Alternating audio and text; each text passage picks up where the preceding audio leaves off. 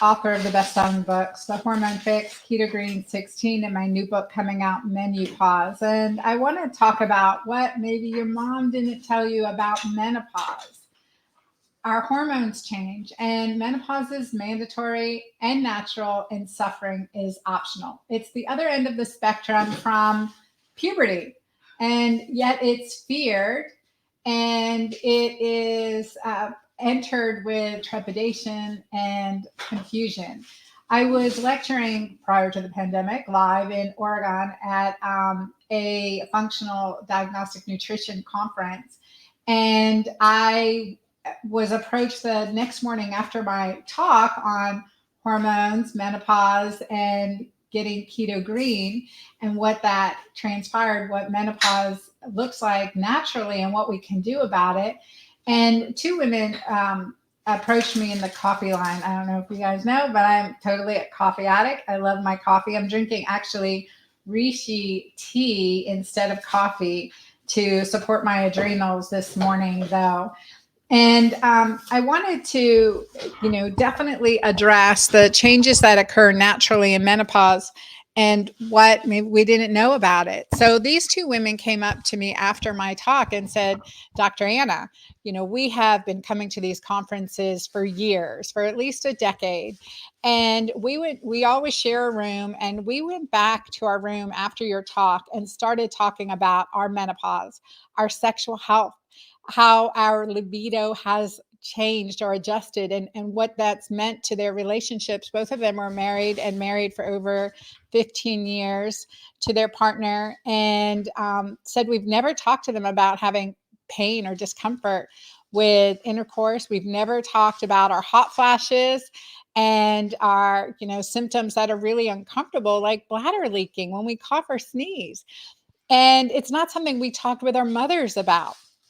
And so we navigate this with kind of a hush hush towards our friends, towards our family, to our significant other, and try to navigate it with very little information. And I think there's a lot here that needs to be discussed when it comes to our hormonal changes as we age, especially when it comes to questions around menopause, and that it's given us a bad rap, right? It's really given us this thing to fear, to dread, instead of to look forward to and to be empowered by. And I think that's really what I've stepped into, having gone through an early menopause at 39 with infertility and failing the highest doses of injectable fertility meds, then being diagnosed with early menopause, reversing that to naturally become pregnant at 41 and go on for many more years, and then get in the throes of it again at 48 years old with that spiraling down,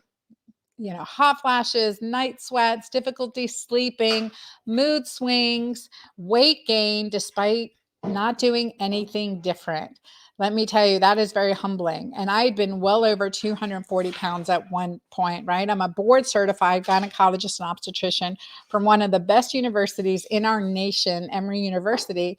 And my doctor's bag was empty. I was struggling.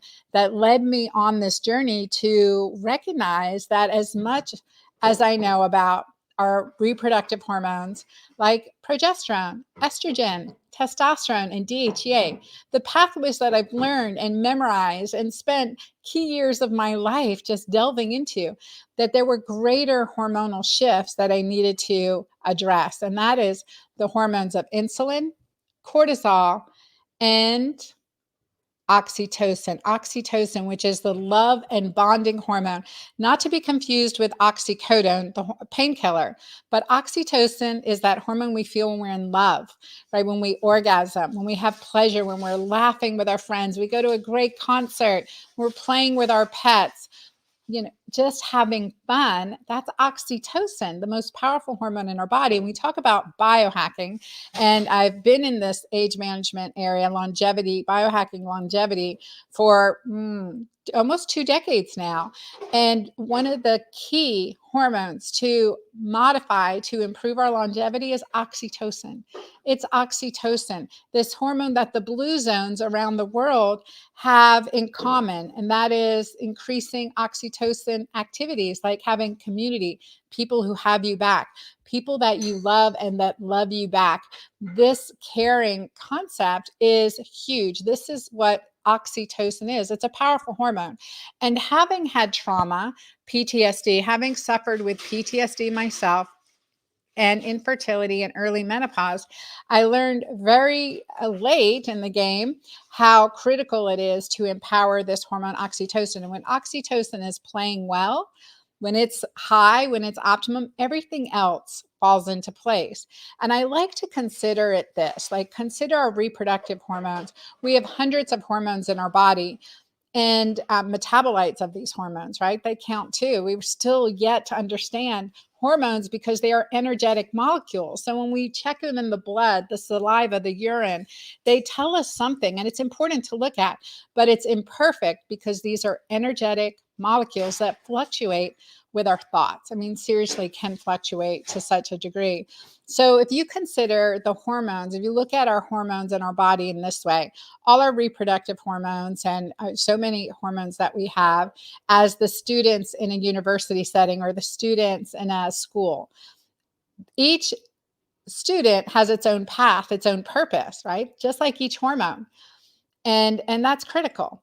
And at the teachers or the professors of the university, those are, consider those like insulin and cortisol. When you've got a great professor, a great teacher, you're like paying attention, you're listening, you're learning, you're digging deep, you're enthusiastic, you're on, right?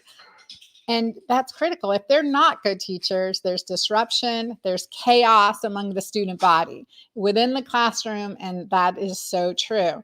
Now, consider the dean of the school, the principal of the school, oxytocin, this hormone of love, bonding, and connection. And when you've got a great dean and a great principal, the professors, the teachers are enthusiastic, right? And the students will feel that too.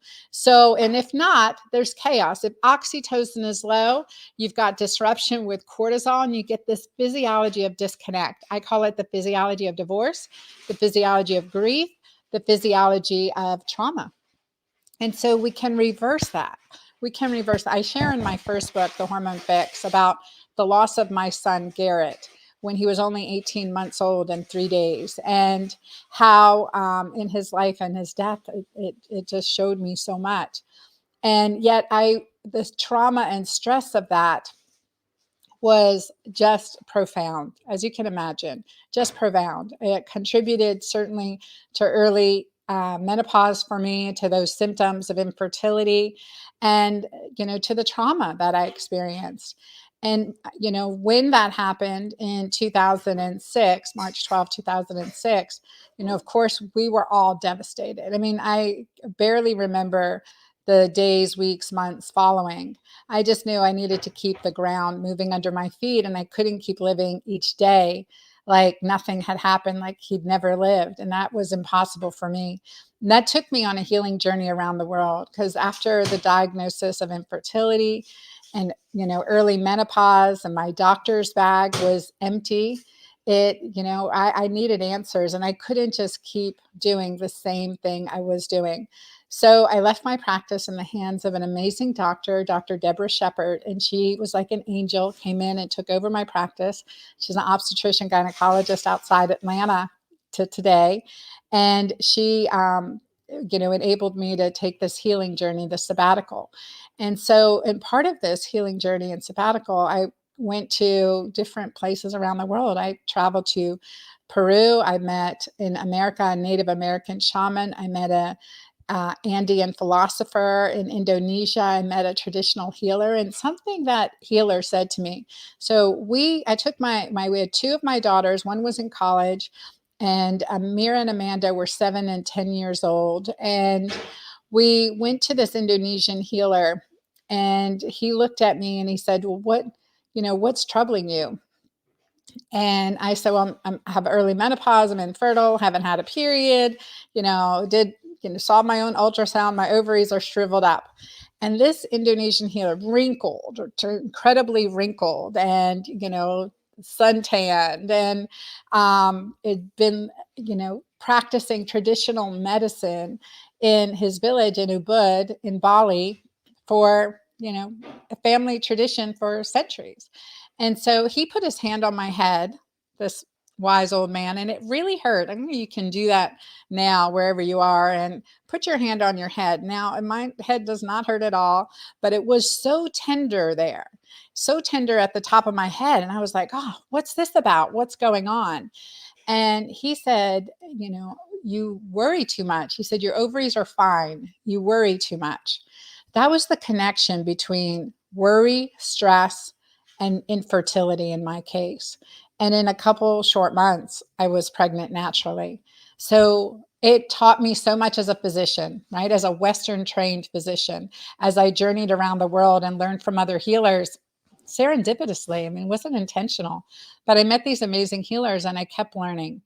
And I brought those practices back as a pregnant 41-year-old into my medical practice in Southeast Georgia, where I was a solo physician. Like Marcus Welby, I was a fan when I was growing up. If anyone listening ever watched Marcus Welby, but I was definitely a fan growing up. And I looked at, what I was doing and how I could get to the underlying conditions where stress played a role, and where international wisdom from traditional medicine could be combined with my Western training to really improve health and healing from, a very natural way, and how important that was, how powerful that was to do. And as a result of that, my practice transformed. I went from doing 2 to 3 surgeries per week, and whether they were minor or major surgeries, to really empowering a woman's body to heal itself, and then needing to do 2 to 3 major surgeries per year. And this means hysterectomies. This means, bladder surgeries, incontinence surgeries and repairs.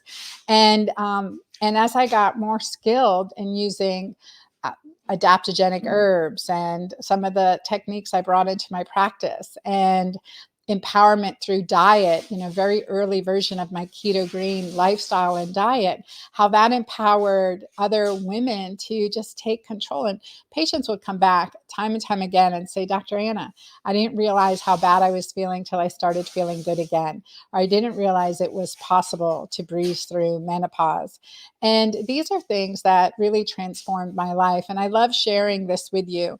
When I finished my second book, my book Keto-Green 16, and it launched in the middle of the pandemic of May 5th of 2020. It was right in the middle of the pandemic. And I recognized that, the documentary I wanted to do about menopause around the world was not going to be possible. But my new book, that's MenuPause, includes sound bites of menopause around the world. So I incorporated that because of my journey and learning from other people, learning other, powerful techniques and foods and medicines that women use to support their body. I incorporated that into this book. So I wanted to read one section on it that really pertains to me. I'm first generation American. And I found, that our house growing up was like the United Nations. My mom, we grew up in Hatboro, Pennsylvania, and then moved to Doylestown as a teenager in Pennsylvania. And anytime anyone from overseas would come in, like where there's family, there's floor. There's place in our house for everyone. I swear I slept on the couch for half my young life. And I love that. So I want to read to you Menopause Around the World, including rituals at mealtime, something that I witnessed in my own journeys and certainly in my own family. So this is on page 59 in MenuPause, and this is out April 12th. Rituals are symbolic behaviors that are comforting in their repetition. Many cultures in the world practice rituals that are centered on food, the fasting and feasting that mark the holy days in Catholic, Muslim, and Jewish traditions, the gracious tea ceremonies in Asia, or the harvest festivals that are celebrated everywhere from Kenya to Kentucky. According to archaeological studies, mealtime rituals have been important elements of human life for tens of thousands of years. The benefits of rituals are many, both physical and psychological. For example, rituals are associated with the secretion of oxytocin in the brain, one of our master hormones. Along with insulin and cortisol, oxytocin is responsible for bonding, and it is associated with empathy, trust, and relationship building. It also helps ease depression, anxiety, sexual dysfunction, anxiety, and gastrointestinal issues. Rituals centered on meals have been described by researchers as an underappreciated battleground to fight obesity. This is because studies have found that families, parents, and children who frequently dine together have healthier weights. As I've explained, proper weight is extremely important to maintaining great health, especially during menopause.